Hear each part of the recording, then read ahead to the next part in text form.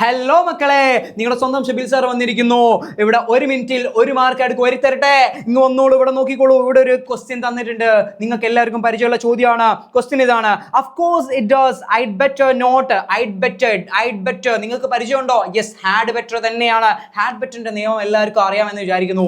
കുറെ കുട്ടികളുണ്ട് had better എഴുതുന്ന സമയത്ത് had better കഴിഞ്ഞിട്ട് ഒരു 2 എഴുതാറുണ്ട്. എൻ്റെ പൊന്നുമക്കളെ, 2 എഴുതിയേക്കല്ലേ, 2 എഴുതിയ തെറ്റാണ്. ഹാഡ് ബെറ്റർ കഴിഞ്ഞാൽ പിന്നെ വരേണ്ടത് എന്താണ്?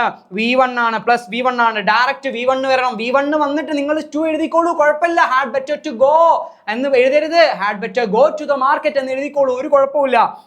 ഇവിടെ നമുക്ക് എന്ത് ചെയ്യാം? ഇവിടെ ഉത്തരം എഴുതുന്നതിന് മുന്നേ നമുക്ക് എന്ത് ചെയ്യാം? ഈ ചോദ്യത്തിന് എന്താണ് ആവശ്യം എന്ന് വായിച്ചു നോക്കാം. യെസ്, ചോദ്യത്തിനനുസരിച്ചുള്ള ഉത്തരം മാത്രമേ നിങ്ങൾ എഴുതാൻ പാടുള്ളൂ.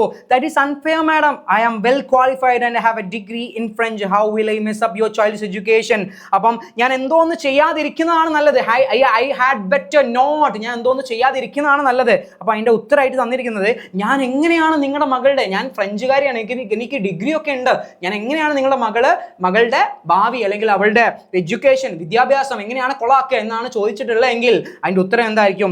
I had better not mess up your എന്നുള്ളത് മൈ എന്നാക്കി മാറ്റണം. മൈ ചൈൽഡ്സ് എഡ്യൂക്കേഷൻ എന്നാണ് ഉത്തരം വേണ്ടത്. നിങ്ങൾ കണ്ടുപിടിച്ച ഉത്തരം, നിങ്ങൾ വിചാരിച്ച ഉത്തരം ശരിയാണെന്ന് വിചാരിക്കുന്നു. Thank you for watching.